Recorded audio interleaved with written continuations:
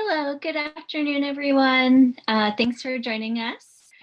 We will get started in just about 4 more minutes to allow folks to log in. And thank you, Councilmember Barron, for joining us. We're happy to have you here, and we will get started shortly.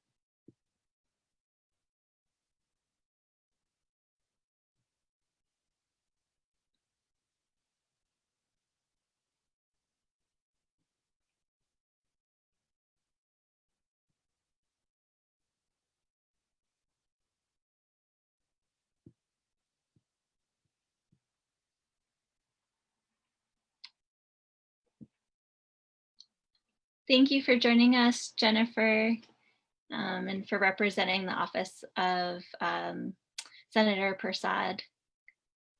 And Anna Fisher, I see that you have your hand raised. Is there something that you would like to contribute? I can unmute you.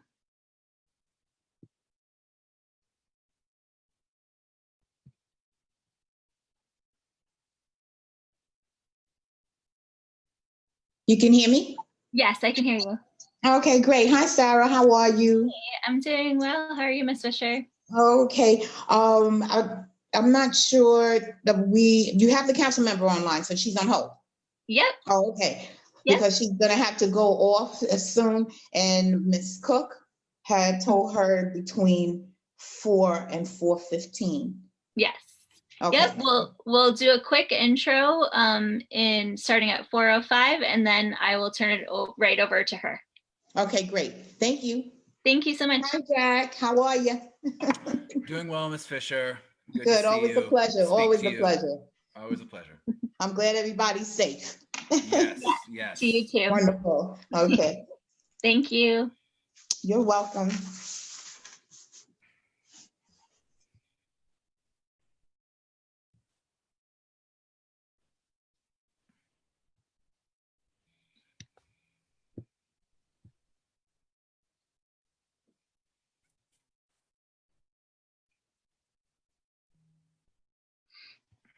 Okay, thank you everyone for joining us. Good afternoon. We'll get started in just about 1 or 2 minutes to allow folks to log in.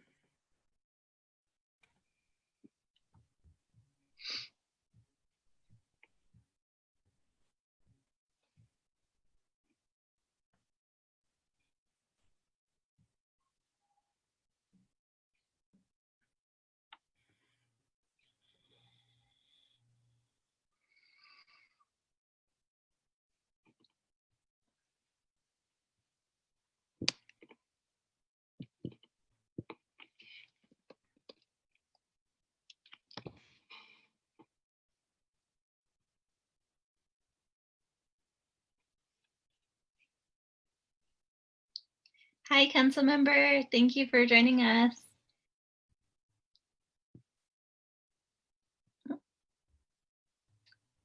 Oh, now you're unmuted. Oh, okay. Thanks for being here. We'll get started in just a minute. Thank you. Thank you.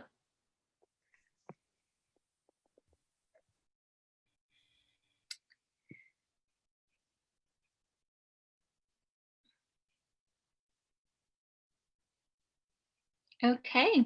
In respect of everyone's time, let's get started. I will share my screen. Okay. So good afternoon, everyone. My name is Sarah Block, and I am the Senior Development Manager at Brooklyn Legal Services Corporation A, Brooklyn A. First of all, I'd just like to acknowledge that this is a hard time for everyone, and thank each of you for what you are doing to maintain stability in your own personal and professional lives, in your families, in your communities. We are all doing so much, and we are together. This afternoon, I welcome you to our Fair Housing Rights Town Hall. This is just one event in a series of weekly town halls for each of our program areas. it is critical that we as New Yorkers in the middle of a crisis give and receive clear and accurate information around our rights and have spaces to ask questions during this confusing time. These town halls are a part of Brooklyn A's effort to do outreach in communities and convene that space. For a schedule of upcoming town halls and to receive a copy of this presentation, as well as frequently asked questions around fair housing rights, please leave your email address in the chat, and you can do so in a private message. As a quick housekeeping note, we'll keep everyone on mute for the duration of the presentation. If you have any questions that come up, feel free to leave them in the chat box and we'll take them at the end of the presentation.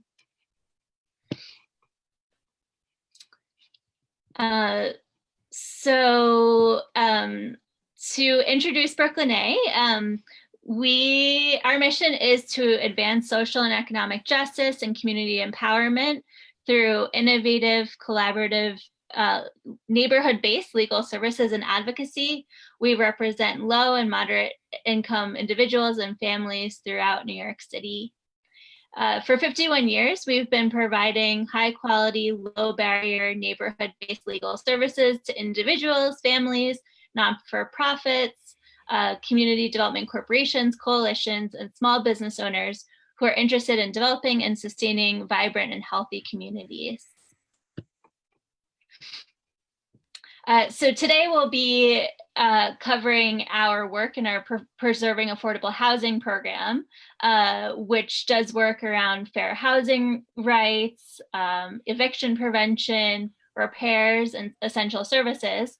But other services that Brooklyn A offers are around foreclosure prevention, deed theft and predatory lending. We have a program to help with tax issues with the IRS in New York State.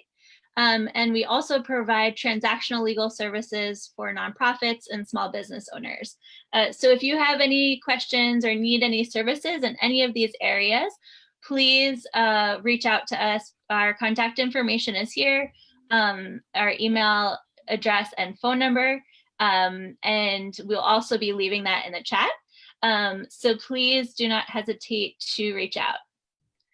Today's presentation will be run by Jack Underwood, who is a Deputy Director in our Preserving Affordable Housing program. And we're being co-sponsored today by Assembly Member Jamie Williams and Council Member Inez Barron. Thank you both so much for your leadership in our communities, for your support of Brooklyn A, and all that you're doing during this time of crisis. So I want to hand it over to Councilmember Barron to share a few words with us. And I just also want to mention that we provide intake in Councilmember Barron's office around eviction prevention. And so we're so happy to have that partnership, and we thank you. Thank you so much. It's a pleasure to be one of the co-sponsors for this event today.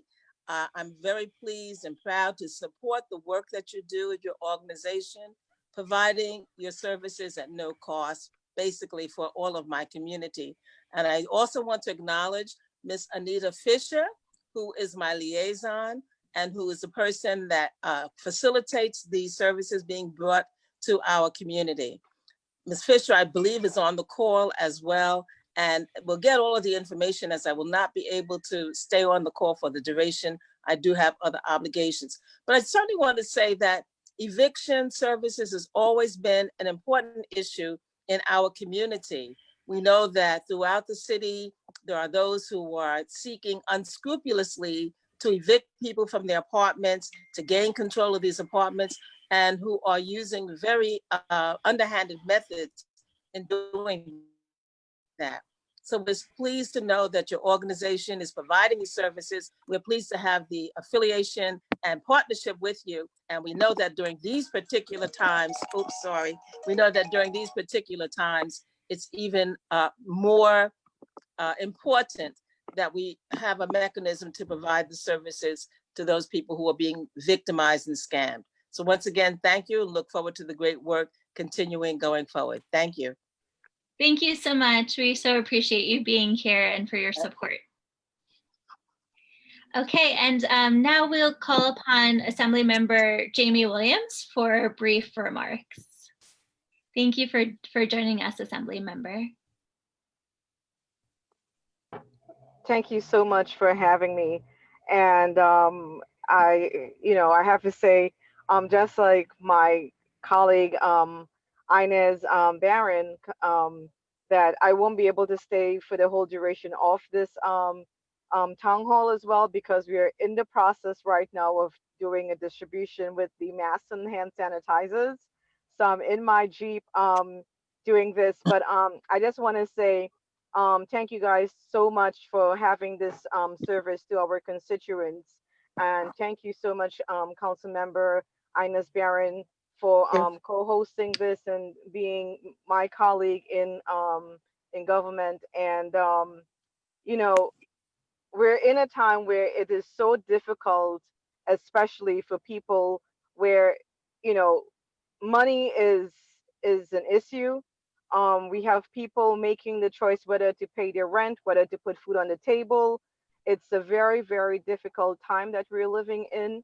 A lot of our constituents are calling our offices daily, talking about they don't have money to pay their rent, they don't have money for food. Some people, they still haven't gotten their unemployment benefits, or even their stimulus checks. So it's definitely a huge problem, and some of them don't even know their rights. And Yeah. yes, we do have landlords out there that's going to use every tactic there is to pressure them into paying their rent, and they don't have. So I thank you for bringing your services to our community. Um, my staff, Ann Richards, who is a part of this, she's unable to join right now because, as I said, we are in the process of giving out these masks and sanitizers. So I thank you for your service to our community, and I look forward to working with you. And also, one of my favorite member, Council Member Inez Barron, Thank and her wonderful husband, Charles Barron, Assembly Yes, Member Charles Barron, who sits right next to me in the chambers. that's right. And he I sends his thank you regards. all. Thank you. Thank you to you both. I know that you have so many things going on, so thank you so much for taking the time today. Thank you. And reminding us the most important message that we are not alone in this struggle, and together we will get through it. So thank you so much. And with that, I turn it over to Jack Underwood for our presentation about fair housing rights. Excellent. Thank you so much to Sarah and to our sponsors for those remarks and that introduction. I'm going to share my screen and we will get underway.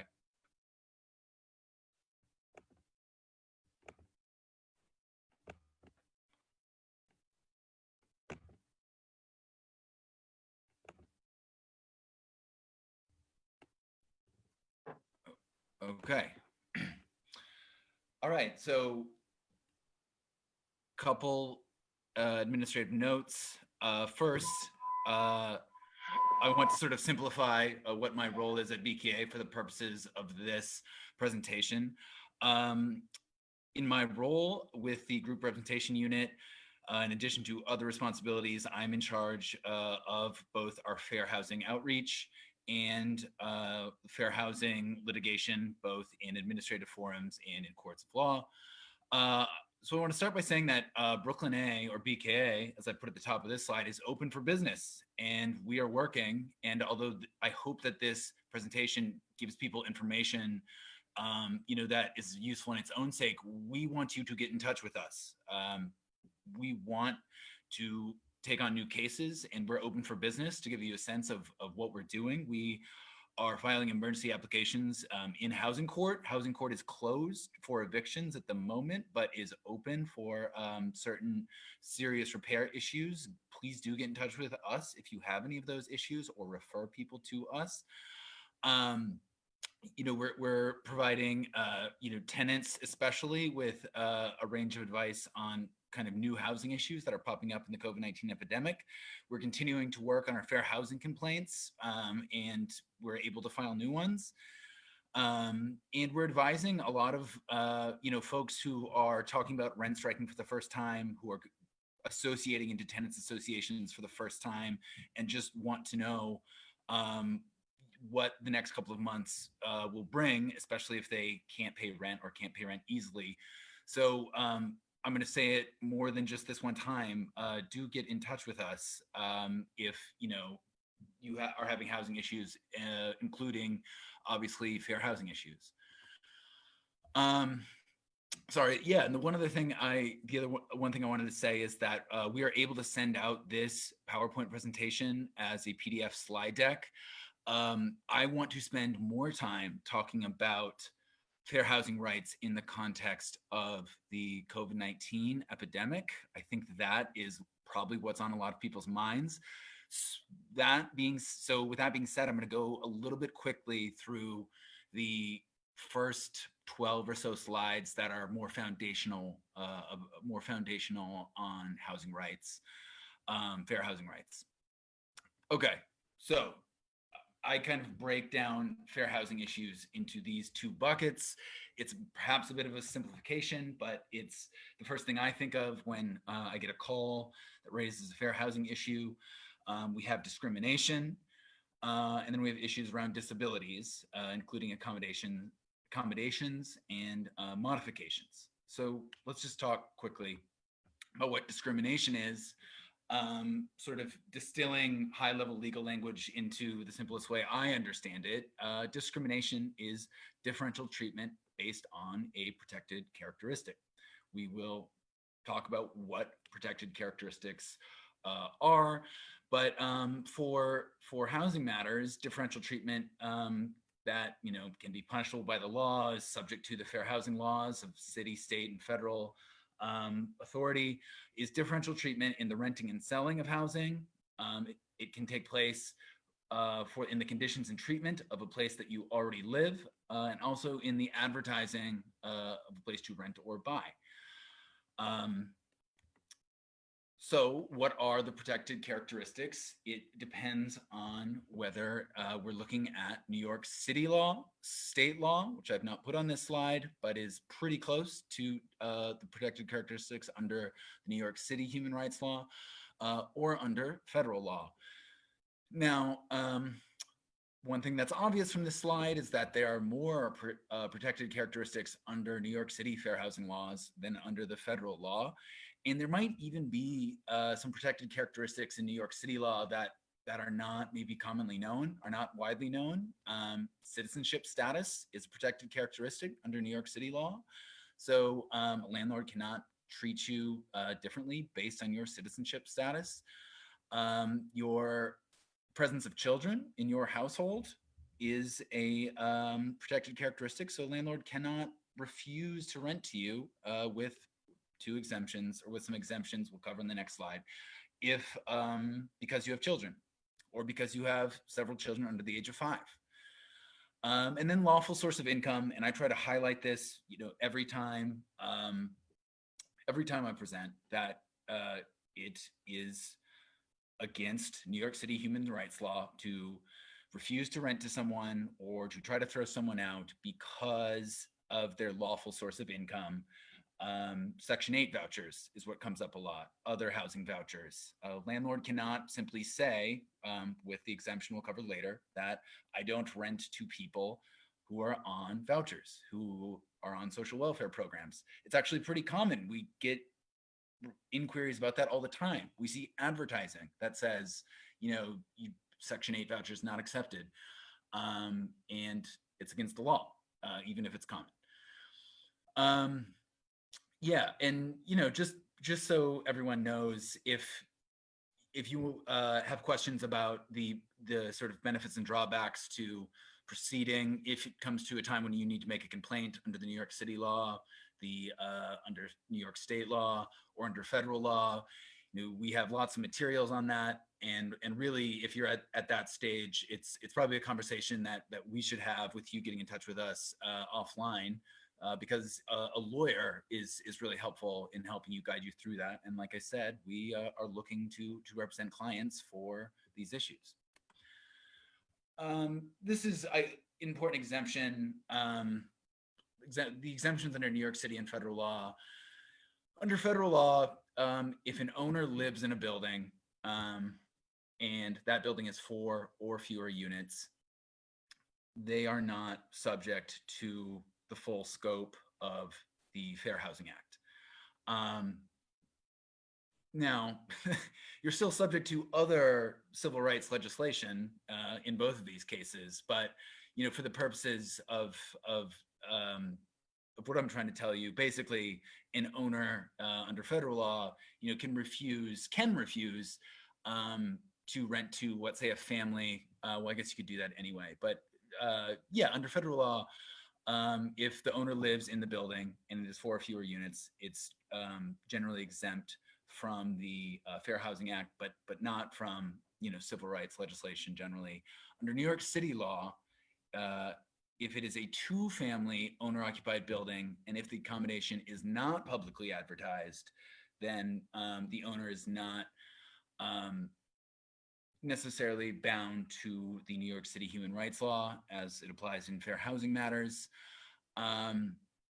Here again, I want to stress that this is pretty narrow, because if an owner who lives in his own building does publicly advertise a rental unit, then he does have to adhere to the full scope. There's no exemption, and he has to adhere to the full scope of the New York City human rights law. Okay, so I'm not going to read all of these examples of housing discrimination. Again, we can send out this slide deck. I think that basically I will focus on the 3rd and 4th bullet point. These are pretty straightforward examples of housing discrimination. So the 3rd bullet point says that heat and hot water are inconsistent in apartments rented by Latinos, and white tenants are not affected by this non-functioning heat because they have a separate boiler or heating system. We have litigated on this exact issue. We've also seen sort of a similar scheme where landlord has a super who is very attentive to newer tenants who generally, not people of color or English speaking, and has a fully different super for Latino tenants who are longer tenured, who pay lesser rent. And that is a differential treatment based on the protected characteristic of race. That would be a violation of the fair housing laws under city, state, and federal law. The 4th bullet point is what I was just talking about. It's a classic source of income discrimination, where a Section 8 voucher holder would apply for an apartment, maybe on a transfer voucher in a 5-family unit, and is denied because the owner won't accept vouchers. Now, we have cases and have received inquiries where the owner says that out loud. Where it becomes sticky is if you suspect that that's why the landlord is not processing your application or doesn't give you the apartment. In either scenario, as is my main point maybe here today, you should get in touch with us and we can talk about that. Okay, so moving on from discrimination to disabilities. Disability is a physical or mental impairment that substantially limits major life activities. It can include things like mental illness and former addiction. One thing that I don't have on this slide, but I want to say right now, is that a disability for the purposes of the fair housing laws does not mean necessarily that you receive a disability benefit like SSD. Disability for these purposes means exactly what it says: a physical or mental impairment that substantially limits major life activities.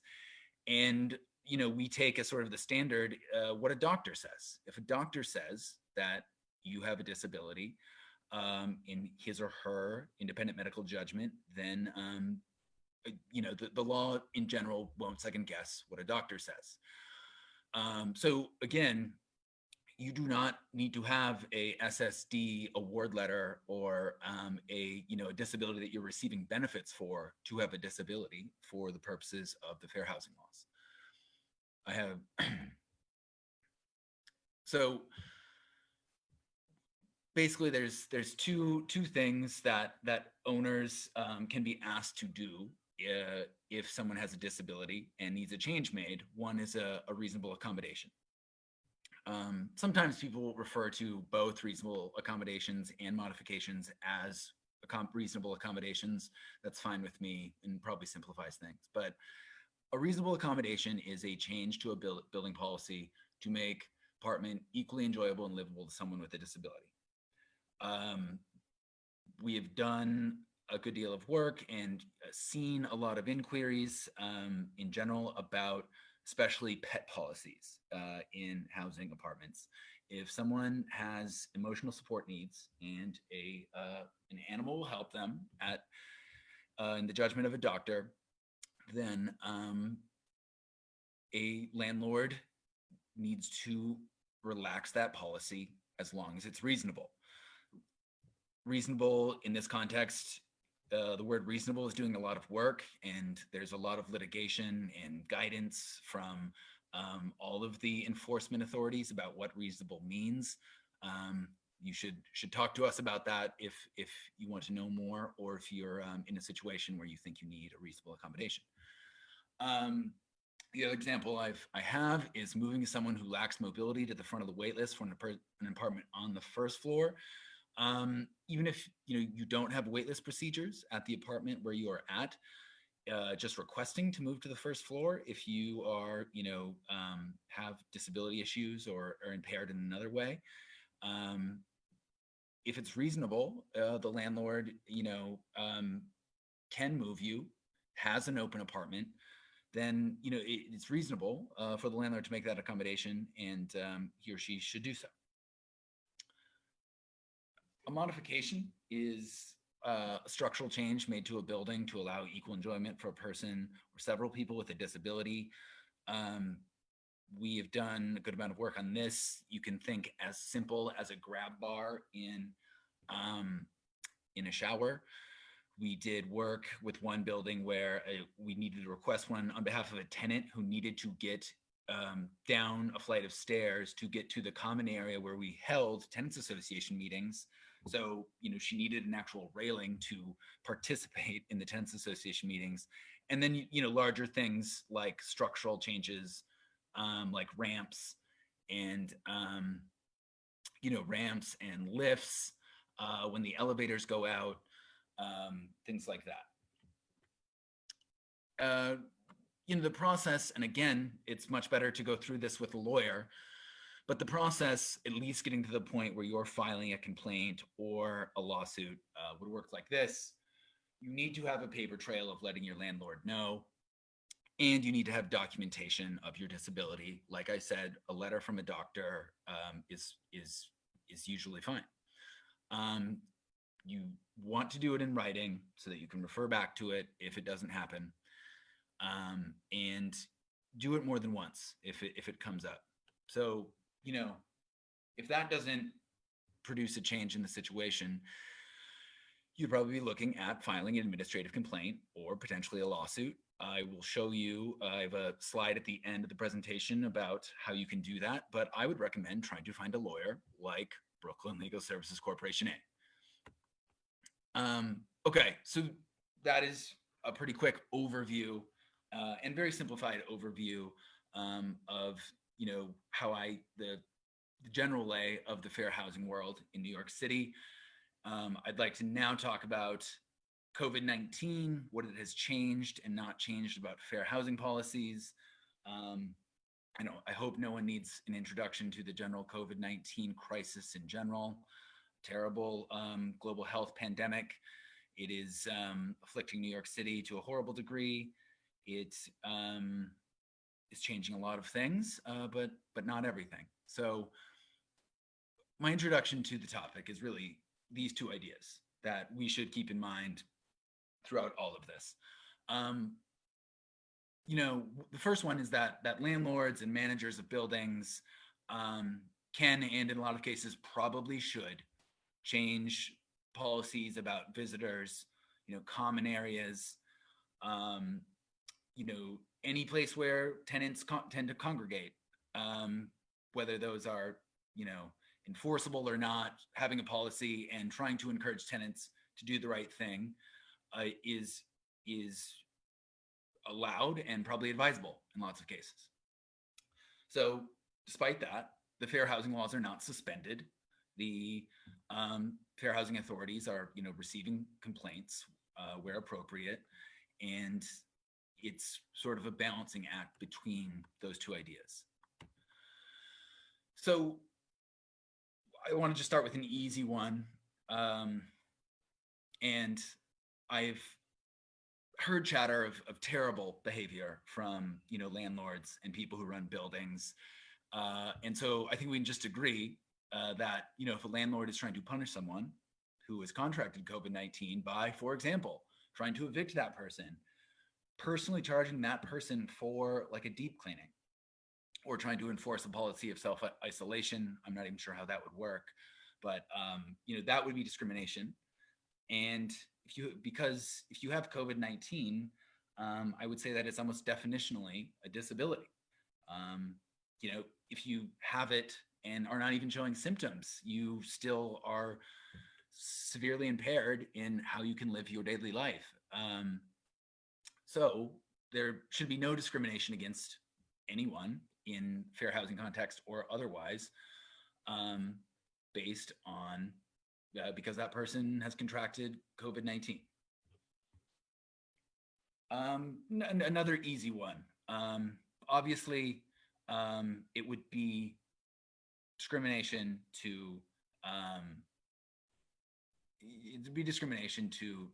for landlords to treat Asian Americans differently in housing matters. And we've seen a disgusting uptick in racist incidents against Asian Americans because of incredibly misguided beliefs.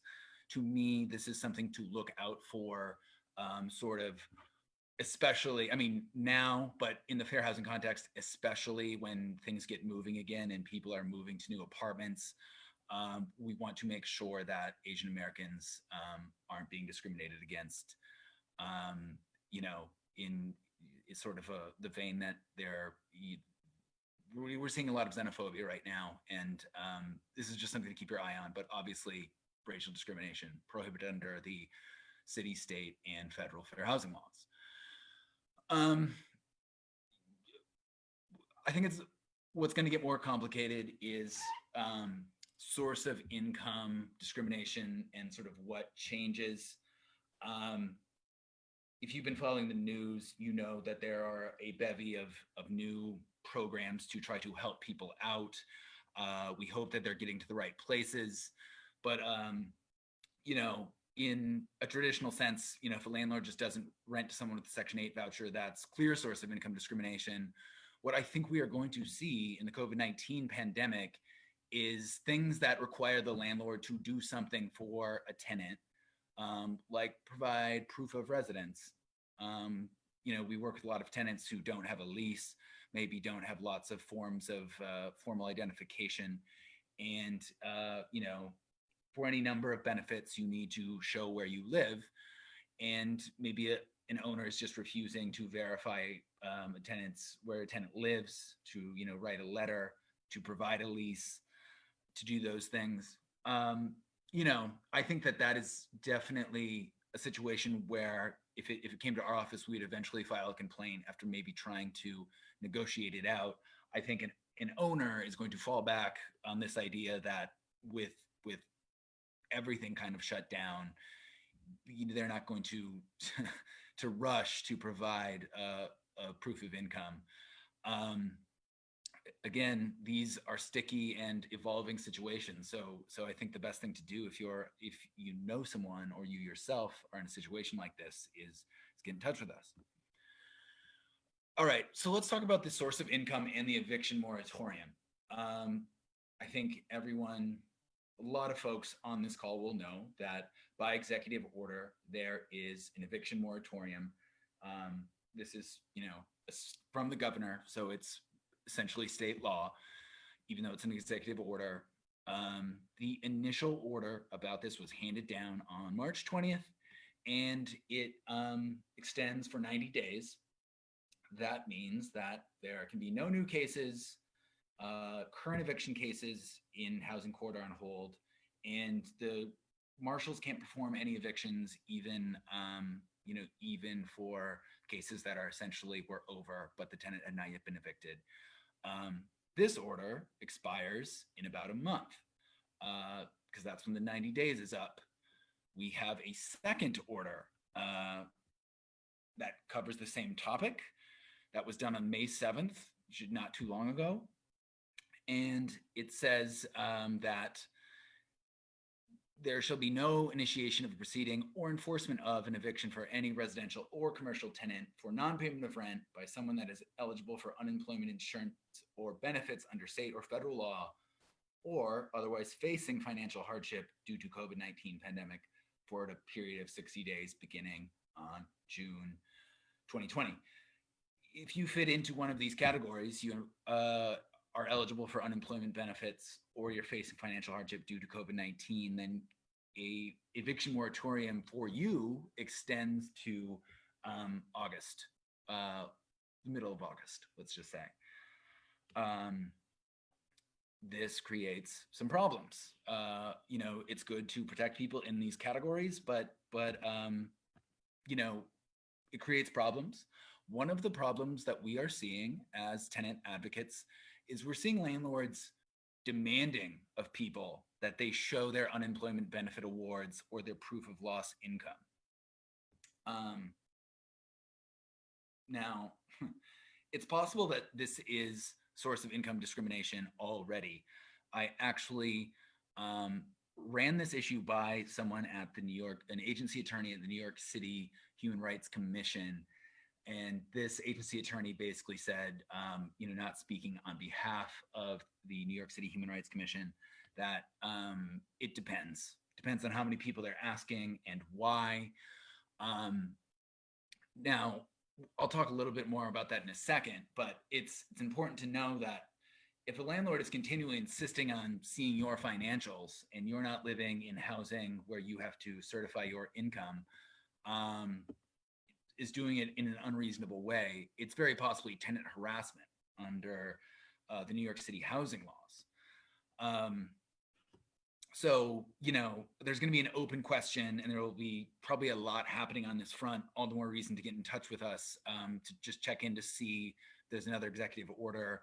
There's a big cancel rent movement happening that could change a lot of this. If it's not source of income discrimination, but it's bad landlord behavior, it's possible you still have a cause of action or could benefit from legal representation. So, please get in touch with us if that's what you're looking at. So this is, I'm checking my time quickly here. This is sort of just what I'm thinking of as a tenant advocate who works in fair housing. And this is going to sort of evolve and change, but this is what I think we're going to see. We're going to see a difference in people's ability to show financial hardship under COVID-19. If you get unemployment benefits, probably pretty easy to show. But so just go with me on this scenario where an owner asks a recently laid off tenant for proof of financial hardship. The furlough or laid off tenant provides an unemployment award letter. And so the landlord defers any action to collect rent or bring non-payment.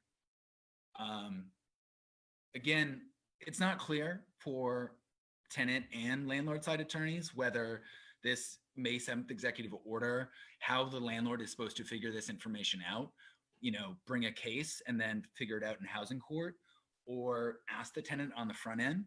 I think, are problems with both approaches. I'm not pretending to have the answers to that. As a sort of a basic matter of what cases can go forward.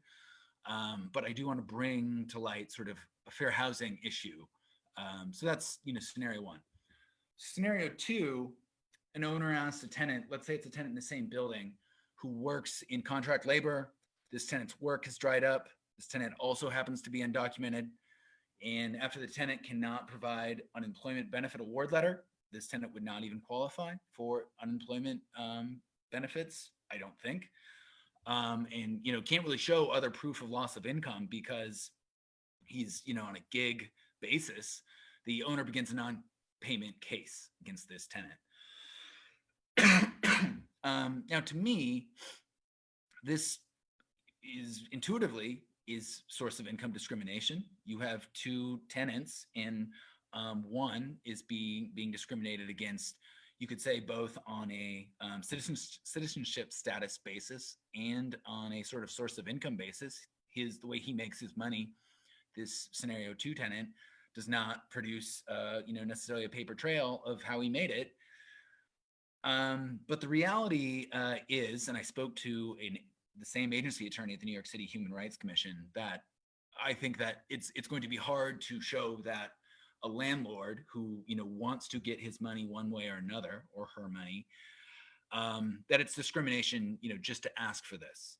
I think that what this would come down to, sort of determining whether this is a fair housing complaint, is whether a landlord is using this only to using this executive order and going through his building, only asking the people who he believes are not citizens, because he knows that those people are going to have a more tough time getting proof of financial hardship under COVID-19.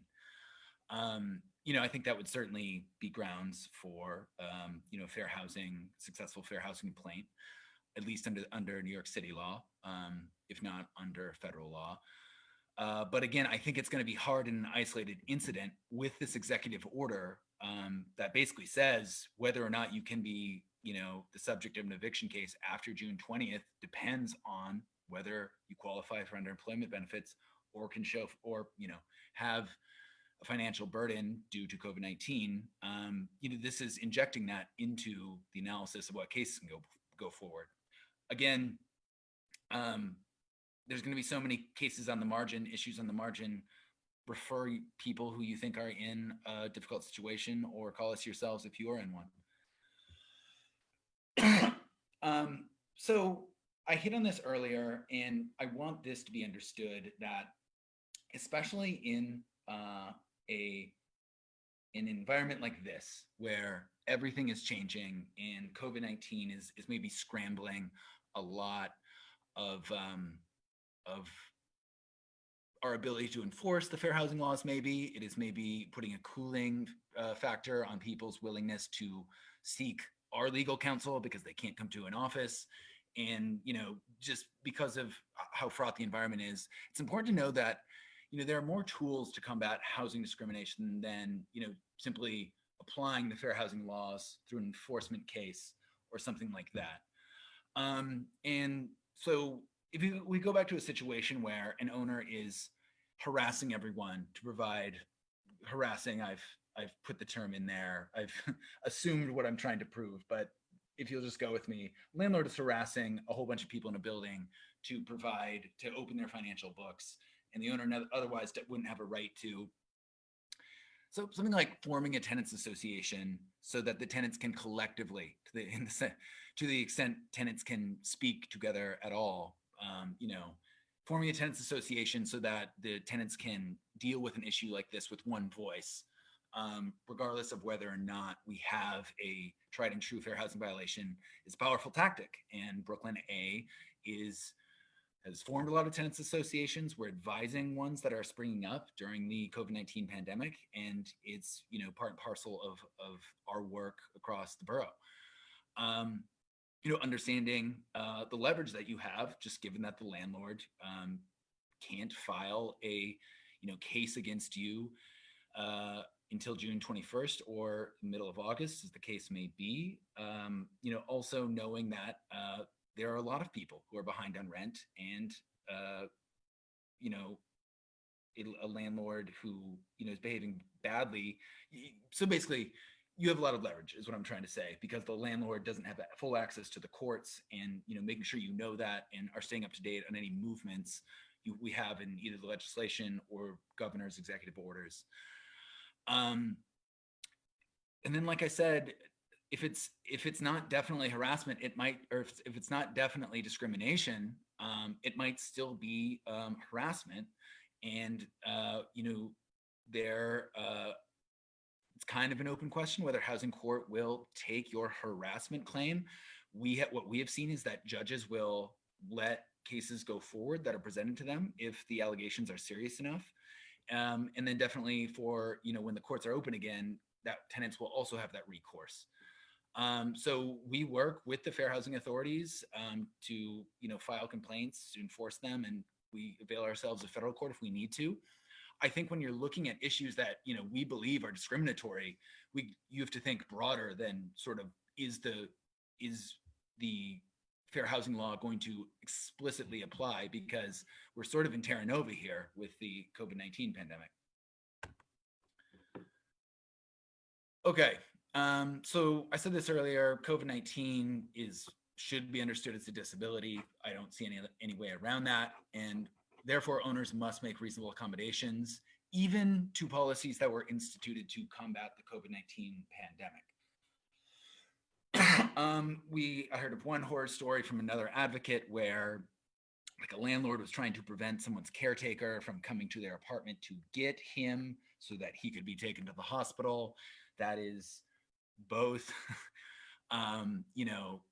a situation where the landlord has violated the fair housing laws because he hasn't made a reasonable accommodation. And it's also probably tenant harassment. If you are in a situation that is dire and needs immediate action, you should contact a lawyer, because lawyers, I think, what you might need is injunctive relief from a court if you're in a situation that is really that bad. But yeah, so main point is that the reasonable accommodations and modifications, landlord still needs to make them if he can reasonably make them, to relax policies, whether those policies were already baseline or were put in place to, help stop the spread of COVID-19. Okay, so here's a slide about how you file a complaint, but I'm going to say for the, X time that if you're at the point where you are filing a complaint, it really helps to have a lawyer. Lawyers can tell you stuff about the differences between statute of limitations, how the investigatory and complaint process work, whether it's advisable to file, in front of the New York City Human Rights Commission, the New York State Division on Human Rights, or HUD.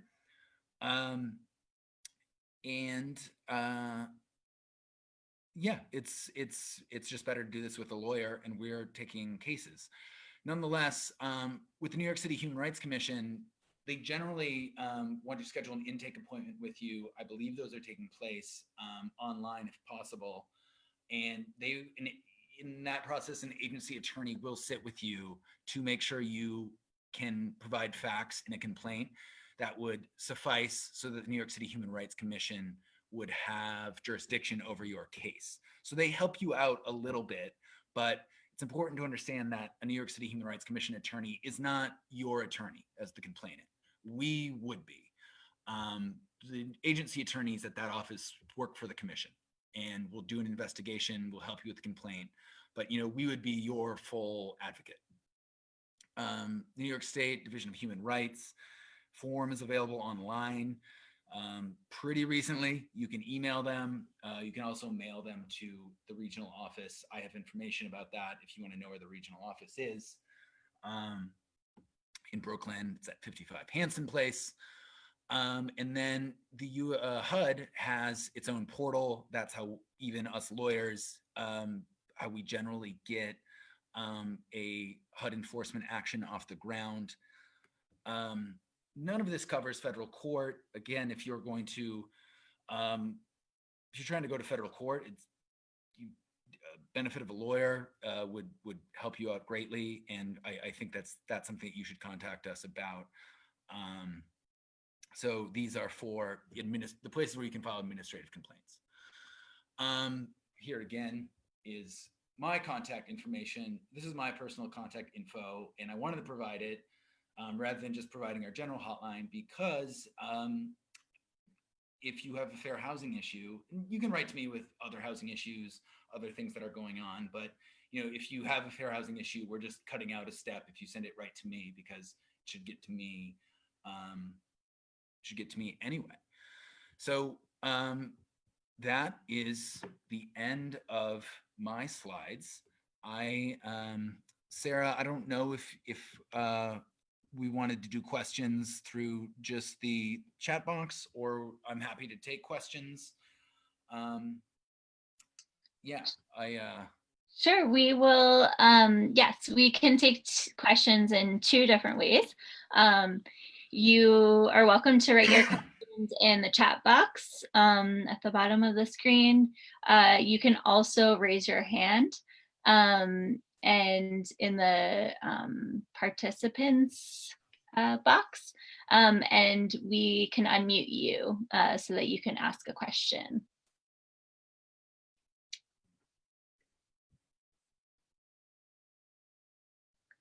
I see here that Tamika wanted to clarify that that federal law, in terms of the protected statuses, that federal law also covers national origin and familial status.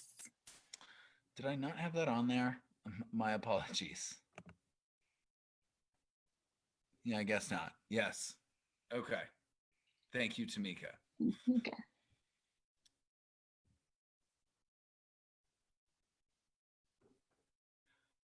Do you want me to stop my screen share, Sarah? Yeah, that'd be great. Yeah. Okay. Let us, yes. And thank you also to Mika for sharing your HUD's toll-free number. If anyone has questions around their fair housing rights under the Fair Housing Act, they can call this number here, 1-800-496-4294.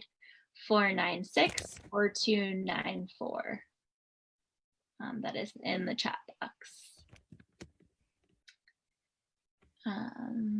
Okay, yeah, so we're open to questions, and also anything that that people have maybe been seeing or hearing from neighbors or from in the news around housing issues that you're confused about. This is an open space to answer any of those kinds of questions.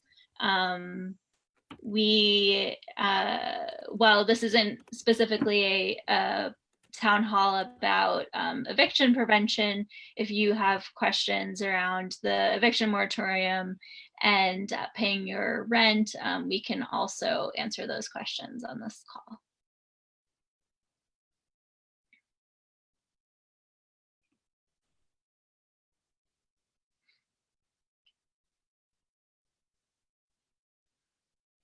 And also a reminder to leave your email address in the chat if you would like a copy of this presentation, as well as our Fair Housing Frequently Asked Questions sheet.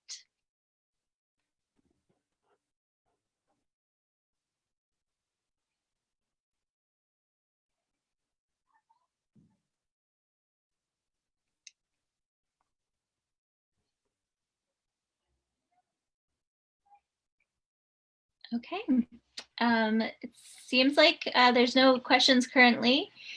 Oh, we have a question here. Okay, my mother has been a tenant for over 35 years in the same apartment.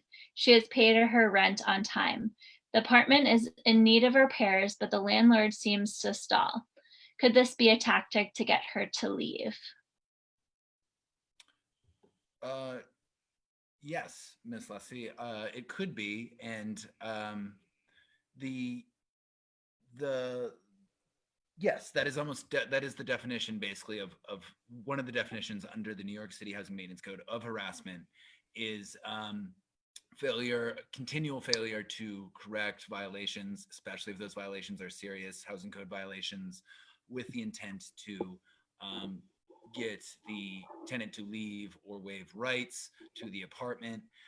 It is a widespread practice that is exactly why landlords are not fixing the conditions, especially for tenants who have lived in an apartment for a long time. If that's a rent stabilized apartment, I don't know if you said that, but if that's a rent stabilized apartment, that almost certainly means that that's a low rent.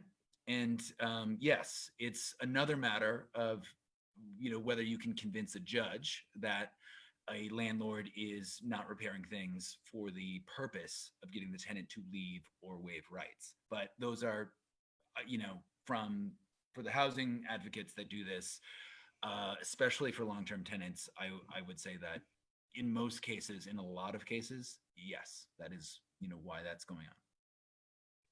Thanks, Jack.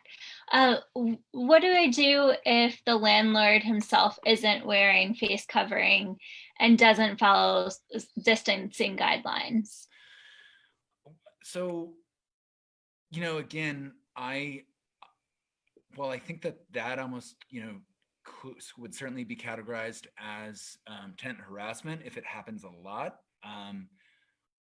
It's I don't know if it's a fair housing violation if the landlord is doing it widely, and the courts would not necessarily be open to the housing courts would not necessarily be open for a case where you're just saying the landlord is harassing me because of he's not abiding social distancing guidelines. I mean, what I would do is call 311 and report a social distancing violation. I would do that first. That maybe doesn't have anything to do with the Fair Housing Act or fair housing laws, but the 311 is routing complaints like that to the Department of Health and Mental Hygiene. The second thing I would do is, perhaps, if this person has, I don't know, if you maybe try to get a letter from a doctor, fax from a doctor saying that, saying the obvious but true, that this is, not safe, and that if this person has any particular vulnerabilities to the COVID-19, like is an elderly person. I can't remember if that wasn't part of the question. You can try to ask for a reasonable accommodation, even though I think, this more squarely is just terrible and harassing behavior. You could put something in writing to the landlord saying, don't come near me because maybe hopefully from a doctor, don't come near me because I'm at risk. Thank you. We have a question. I'm a senior citizen and live at NYCHA Glenwood Housing. Always a problem with them asking me to fill out annual report even after I send it in. Now sent me twice raising my rent just recently. Big problem of harassment.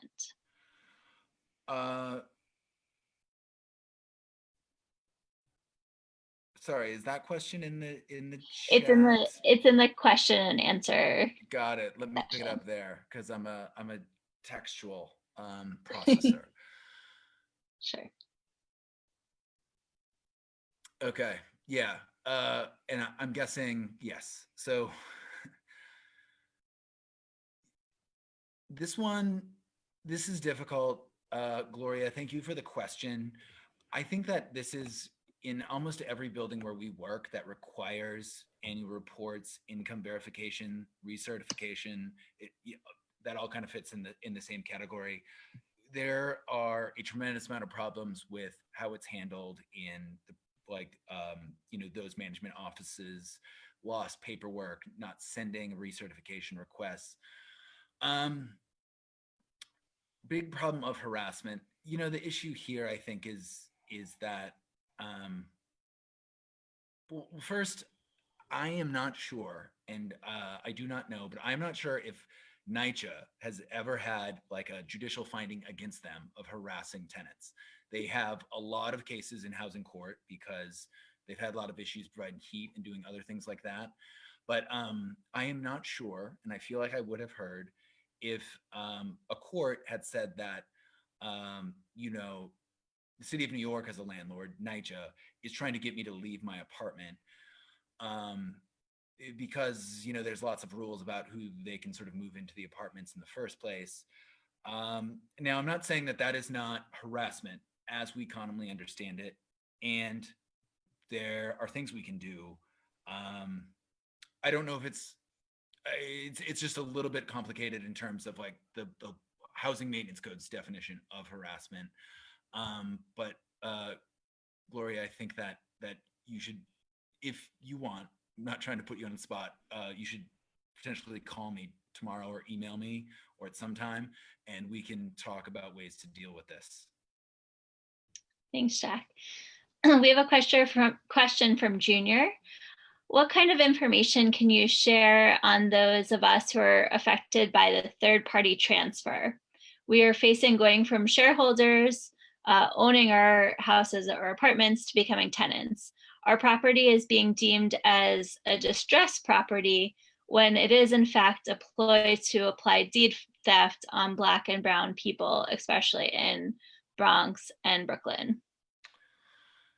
That is a very good question that I would want to know more details about. If this is like an HDFC and this is, being managed by HPD, I know that there's been lots and lots of problems with this program. I'd like to hear more about this property in particular, Junior. Deed theft, again, I don't know if it goes through the third-party transfer process, if there's a intent to target like Black and brown people, to take them out of the realms of home ownership, and or if the third-party transfer program is creating a disparate impact on Black and brown people, that is something that at least we would want to investigate in terms of the fair housing laws. My unit doesn't do a lot with deed theft. We do have a unit that helps out more homeowners, and I'm not sure, maybe we'd collaborate with them on at least investigating something like this. To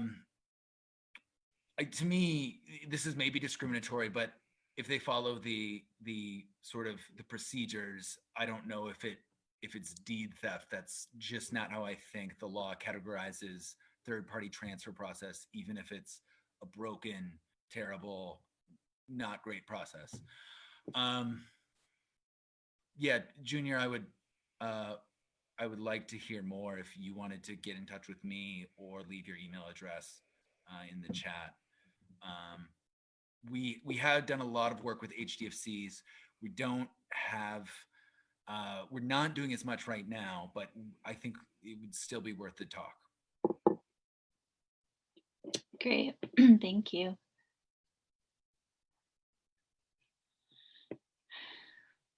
Great, those are great questions. We will hang out for another minute if folks think of anything else. In the coming days or weeks and months, you have questions that come up, you are seeing new things in your apartment or with your neighbors or within your communities, please reach out. Just as Jack was identifying what potential trends might look like in fair housing issues related to the pandemic, we really rely on the community to help to inform what's going on, what we should be prepared for, and what we should be advising in terms of sharing what people's rights are so that we can be prepared for what's to come next. So feel free to reach out to us again. If you have just general questions about Brooklyn A services, please reach out to us at info@bka.org. You could also reach us by phone number, which is 718-487-2300. Jack has given out his personal information to answer specific fair housing questions. Jack, can you put that into the chat, please? Thank you. And once again, we'll be sending out this presentation as well as our frequently asked questions for around fair housing rights to anyone that leaves their information. We also at Brooklyn A have put together a list of emergency resources for the community during COVID-19, so we can link to that as well. Yeah, we're here for you. So please don't hesitate to reach out. And we thank you all for joining us today. Thanks, Jack. Thanks to sorry. I just wanted to, we just saw something from Gloria. Okay. Yes, Gloria, we'll definitely be in touch. I can answer her. It looks like I've never used this option, but I will try to answer her just here.